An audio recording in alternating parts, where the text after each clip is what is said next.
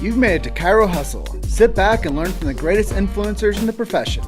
This week's episode is brought to you by Clothes for Chiro, Legacy Wealth Management, Posture Screen, Chiro Thin, Imaging Services, Zingit Solutions, Peter Goldman's Zone School of Healing, Everest Coaching Systems, Universal Tractioning Systems, Rhino Coaching, Chiropractic Jobs Online, and Chiro Matchmakers. Let's hustle. Hey guys, welcome to episode 77 of Chiro Hustle. I'm your co-host, Luke Millette. Here's your host, Jim Chester. So today we had the opportunity to interview Dr. Kelly Henry, and if you want to know more about his programs and Relentless Coaching Systems, stay tuned and listen to this dynamic episode. So Dr. Kelly, leading into this interview of Chiro Hustle, tell us a little bit about what your chiropractic story is. Well, I'm a first-generation chiropractor. I played high school baseball, and I was a pitcher. And sophomore year of high school, for whatever reason, I couldn't throw a ball more than about 10 times, and my arm felt like it was going to fall off. So parents took me the medical route, and coaches just told me to work through it, and nothing got resolved. And my mom had fortunately been a chiropractic patient for many years, and she decided, I'm going to take it to the chiropractor. And sure enough, got examined, had an issue with my cervical spine with my neck, and got the nerves freed up, got my arm working right. Never had a problem since, and that really piqued my interest into, hey, this may be something I want to do for my life and my career. And so started looking at it and started following it. And one of the things I've come to realize is that you've almost been a 20-year practitioner. Tell us a little bit about that story and how you got to where you are today and what makes you unique in the chiropractic world. Well, yeah, I practiced almost 20 years, and then they were fantastic years. When originally I got out of chiropractic school, moved to the Phoenix area and practiced for about a year, really struggled. Kind of went in with just so naive. Fortunately, I was working with a group of docs that really gave me a lot of knowledge. And then I bought a practice in Carlsbad, New Mexico, where I practiced for 19 years, and was able to really build a great practice. Really got that practice up to one of the top 10% practice in the nation, to be honest with you. My approach is, as far as in my clinic, my bottom line approach has always been serving the patients, which most chiropractors are going to say that. So, I mean, that's not necessarily unique, but serving the patients was goal number one. In my office, we weren't there, or the patients weren't there for us. We were there for the patients. We always want to make the patient feel that way.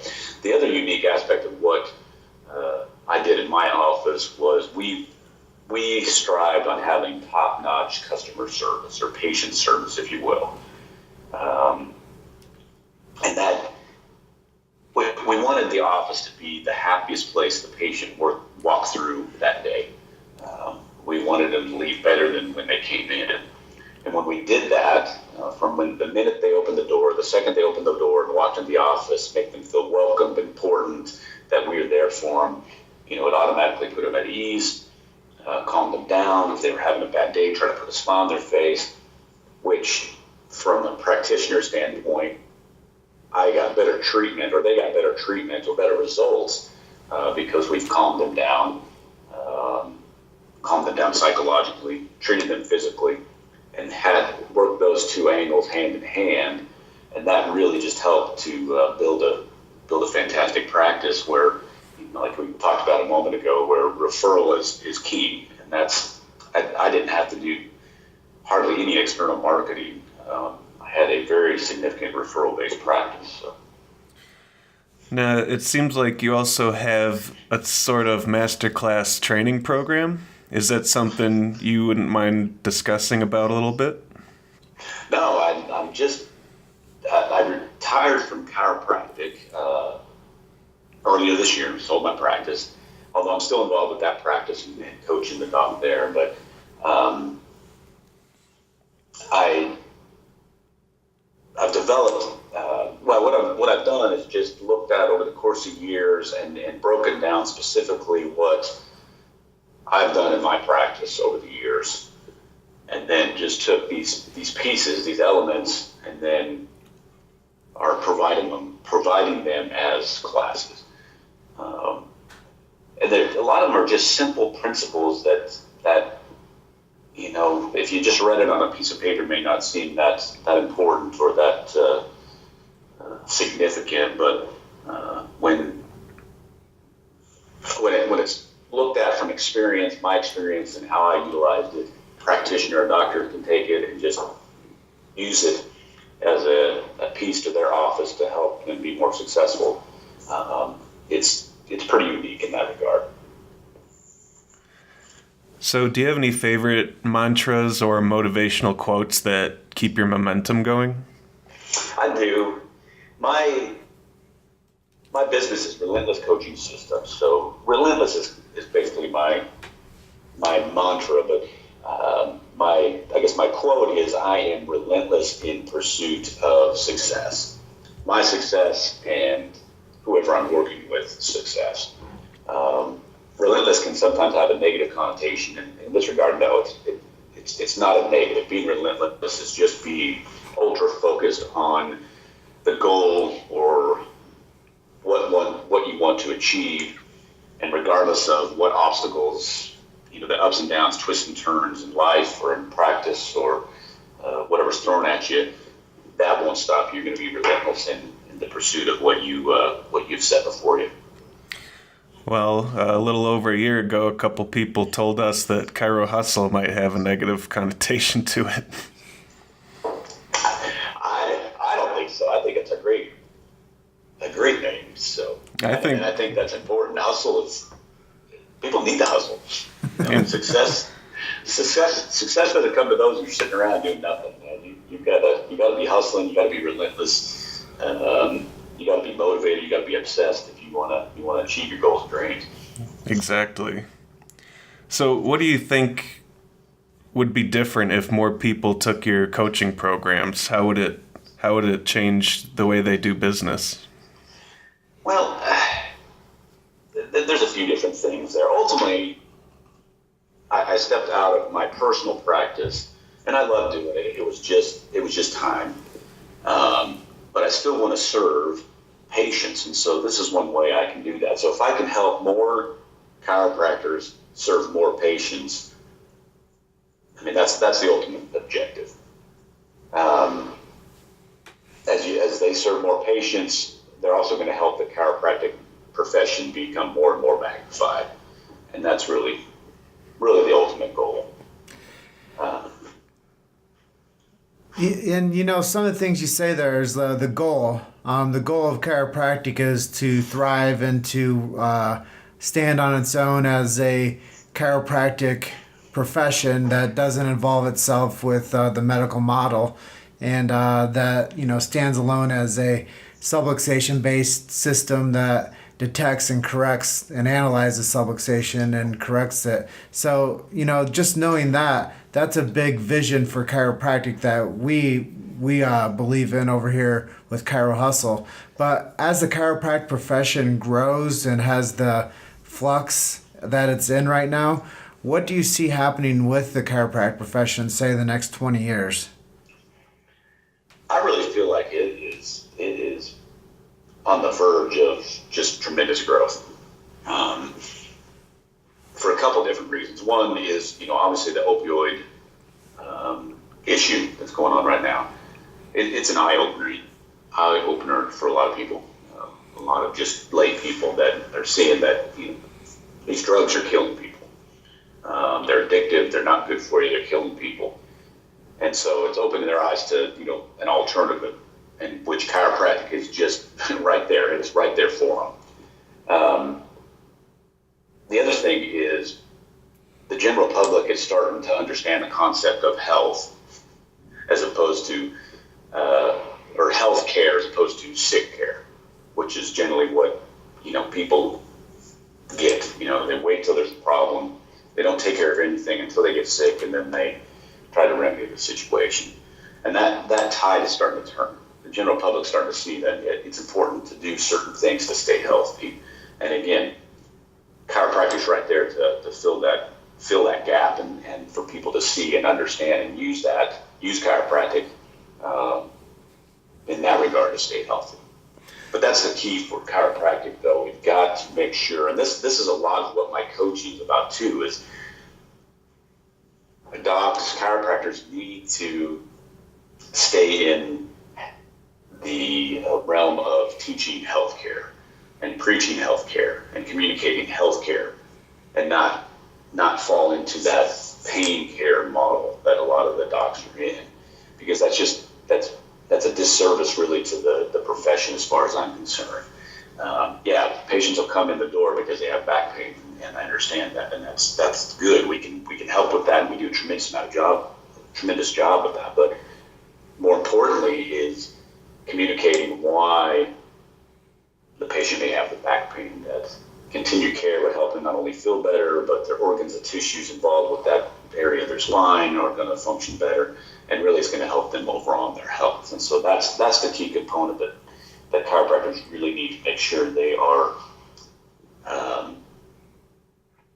not necessarily learning because they know it, but make sure they're communicating that, and stay away from just being a pain doc, because that's not going to allow us to really fill that gap of being the healthcare professionals that we need to be going forward in the future. Yeah, I think a lot of things you said there are so important to the future of chiropractic, and that's why we like to ask that question to kind of, see where people's headspace is.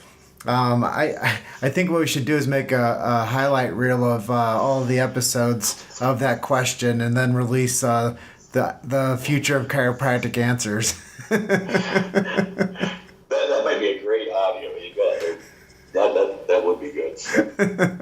Because everybody has a different viewpoint on it, because that's their own conviction, and that's Sure. the vision that they see and the dream that they see for chiropractic. And it's always really cool for us to get that as kind of a, if you will, litmus test as to people's perception for what's happening currently and where we're going.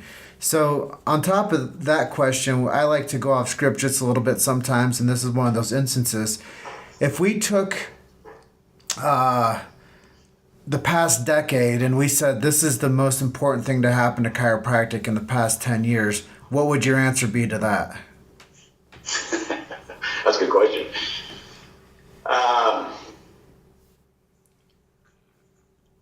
One thing is the inclusion into the VA system, helping veterans.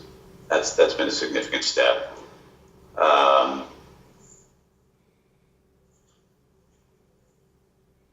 I'm trying to think of what in my own practice over the last 10 years has really, really helped me out, or that's a good question. I wish I had a better answer for that. If it helps you at all, most people's answer is typically social media. Well, then that's true. And like I mentioned before, though, my practice got so good at just referrals that I wasn't having to work on social media as far as marketing. Although I did the last couple of years of when I was in practice go ahead and utilize Facebook and videos, Facebook and YouTube really, as far as doing videos, educational videos, and then utilizing that through email as well. So I guess that is certainly a positive that's happened. Just being able to communicate to the masses more than you could prior to that point with social media. Yeah, and I think some of the things that you said, Don, and I could add a layer to, is clinics became much more messaging through email than they did from phone call type communication. So I think there was a lot of transitioning from a receptionist taking phone calls and calling people onto more of an automated response system with text messaging and email automations and things like that changed the way that the office actually communicated to the patients. And that's a great point. I'm glad you brought that up, because we certainly utilize that. Particularly the text messaging was very effective in my office too. People don't necessarily want to talk on the phone, but it's pretty easy to look at text message and hey, we want to remind you of your appointment. Are you going to make it? Yes or no? All they have to do is, type in a Y or an N. Pretty simple. But also sending out, hey, you haven't been into the office for 6 months or 3 months, whatever the case may be. Give us a call. We're here for you. That type of thing too. And it pretty simple, but straight to the point and straight to the person when you're using text messaging. So. Yeah, I've noticed that the communication paradigm has changed pretty quickly, going into how offices can communicate with their clients. I've noticed that a lot of times it's easier to get people to respond to a text message quicker, which also unclogs the after shift work from your CA to follow up on calls. Absolutely, and they certainly love that. So, especially if it's automated, where you have an automated system to do text messaging. You can plug in one message for a whole host of people, and so that saves them a whole lot of time on the phone. So the referral-based marketing has transitioned slightly to a communication style, keeping people in the loop and not letting people go into a reactivation mode. Exactly. Although, when I say I didn't market, the only people I actively marketed to were the patients that I needed to reactivate. So we did that a lot through the text messaging, the emails, and that worked quite effectively. So we're doing really well on time, so I'm actually going to throw another unscripted question at you, if that's all right. I hope I have a better answer for you this time. But yes, no, that's fine.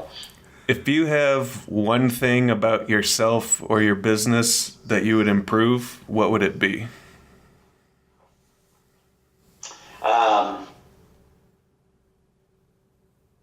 For myself, just the level of confidence in knowing what I'm doing is good, and deep down I feel like it is. But I'm just starting this out and starting to gain some traction, and I know deep down that I can help docs and ultimately help more patients, and again serve the chiropractic profession in a little different avenue. But just having that confidence that going forward that I'm going to be able to accomplish my goals through this coaching and consulting that I've set up. Again, going back to my business name, Relentless Coaching Systems, and my mantra, I'm relentless in pursuit of my success. So I will continue and just build my confidence as I go. For business, I'm just working right now on what is going to work best for marketing in my consulting coaching right now. So I have several different platforms we're working on. And we're just now trying to get the logistics of and targeting best we can, so we get kind of the most bang for our buck and really reach docs a little bit more efficiently instead of blasting things to everybody. Let's be more specific on trying to target just the chiropractors and go from there. So being in practice, there was things in practice that I used as far as technology. Since I stopped practicing and now I'm doing this, it's opened up a whole new world of technology and different things that I've really embraced. But also the learning curve on some of these, I'm just struggling with them. But I follow the philosophy of imperfect action. So I'm going to mess up, I'm going to goof it up. Don't worry about it. Just keep working on it, and eventually you'll become good at it. That's a great answer. You've made it to Chiro Hustle. Sit back and learn from the greatest influencers in the profession. This week's episode is brought to you by Close for Chiro, Legacy Wealth Management, Posture Screen, Chiro Thin, Imaging Services, Zingit Solutions, Peter Goldman's Zone School of Healing, Everest Coaching Systems, Universal Tractioning Systems, Rhino Coaching, Chiropractic Jobs Online, and Chiro Matchmakers. Let's hustle. So on the topic of marketing, I know you're starting to do a little bit of Facebook and YouTube.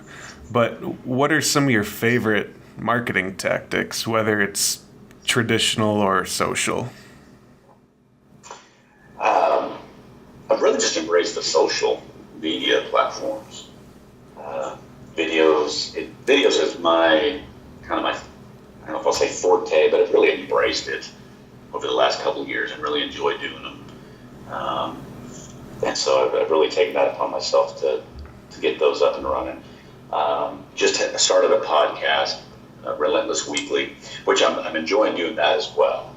That I've just started over the last, I think we launched September 15th, so 2 months. But I've certainly started enjoying doing that as well. As far as platforms, they all have their strengths and weaknesses. I'm starting to like LinkedIn more and more, just because I can target chiropractors specifically and connect with them, as opposed to just everybody. So but I'm still learning the tactics and the techniques for all the different platforms as well. What are some of your favorite kinds of videos to make? I really stay away from anything procedural that you use specifically in the office. I love just nuggets of success and principles that I've used through the years that I've learned from the Brian Tracy's or the Grant Cardones or the Jim Rohns, just those little nuggets that are simple, easy to understand pieces of truth and knowledge that that somebody can listen to, see that video and pretty much implement just immediately. And then a lot of times too, I'll do videos from experience I've had. I just moved to Texas, for an example, and I had to get my vehicles registered, and then of course go to the DMV and get my license, my driver's license, and sure enough, I thought I had everything going to the DMV, and I get there, and no, you didn't have this and this, and just how the DMV is not the most friendly place. It's not the happiest place. There's always a wait, and so my point was don't let your office be like the DMV. Just use the real life examples. So I try to interject those in several of my videos, or use stories, personal stories, for the different topics that I'm videoing or talking about. I try to speak from experience most of the time, really all the time, to be honest with you. So I like to interject stories of how this has helped me, so docs can know that, hey, yeah, somebody has done this, and if they can do it, I can do it too. Doc, one of the most my favorite parts of our interview today is how real you are with people, to let them know that you try to relate with people the best you can, that even though you're a doctor of 19 years, chiropractor, that you still have the ability to learn and grow, and to develop as a business person, and to develop as a chiropractic leader. I think that it's really cool that you're still humble about, some of your ideas on self-confidence when it comes to making sure that you're going to deliver what you want to with your relentless coaching, and that you have certain things that, you're vulnerable to still, which I think, a lot of times when people think about a doctor, they think about, they must have the highest self-esteem out of any people out there, but there's still a level of maturity with admitting that. So thank you for being so transparent and honest with our audience today, too. Well, some may say, or if they heard this, they may, think the contrary, but I've seen enough, I've done enough to know that, I'm imperfect. And I need to learn, I need to grow, I need to serve, and the only way I can do that is being honest with myself. So I try to be honest with myself, so I can be honest with those I may have some influence. honor with. Let's rabbit trail down a question then. Is if you had a chance with a chiropractic student that was just about to finish school, they had, 5 more numbers to get in their student clinic and they're about to go precept, what advice would you maybe give to them if you had 5-minute conversation with them? A couple things. And again, speaking from experience, I got out of school thinking I could hang up my shingle and people are going to flock to me. It just doesn't happen. It just doesn't happen. It takes hard work. I would recommend every student who graduates get with probably be an associate for a year or two, because there's a huge difference between school practice and school learning and real life practice and being out there on your own. And so just to get some nuts and bolts, get some understanding of what real life, real practice is about. And then the other thing is, just take it to heart that patients, they just don't flood into you. Unfortunately, as chiropractors, we don't have we don't have media, TV, radio, magazines, all the media outlets don't run chiropractic ads. Really the only place that the person's going to get information from a chiropractor about chiropractic is maybe from a referral, but certainly from either the doc's office or coming from their office or in their office. So they need to hit the ground running when they open up a practice. Speak as much as you can, get involved in different programs or different, like Lions, the service organizations, get involved in a church, and just really lay the groundwork for, 6 months to a year, get your name out there. And it's some of what I'm doing right now. The key is, it's not, how many people it's how many people know you. And so you need to get out there so people start knowing you. And to get that practice running like it should be. So while we're on the topic of advice, what would you tell a fellow chiropractic entrepreneur? Well, one that's still in practice? Sure. Okay. Kind of the same thing.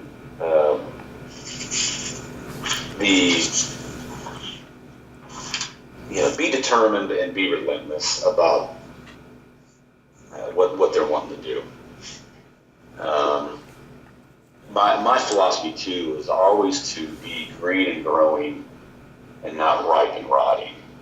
And I talk to a lot of docs that they're just in a kind of in a rut. That they've been at the same level of practice for umpteen years, and so they need to energize themselves. Set a new set of goals. Keep in mind that the more patients they serve, and it's not all about the money, but the more energy they put in, the more patients they serve, obviously they're gonna have a higher income, and that to get rid of that false narrative that's just because they've only been able to see 100 patients a week for the last 30 years. Get with somebody who's done something different. Get with somebody that has had a bigger practice, and start learning from them, implementing some things, and go from there. You're never too old to learn some new tricks. Some people just live life. Some people live and learn. So keep living and learning, and creating a better life for yourself. That's great. That's a really long answer to a short question, but no, it's great. It's a great answer. So when you're not out there being relentless, what kind of things do you like to read and listen to in your spare time?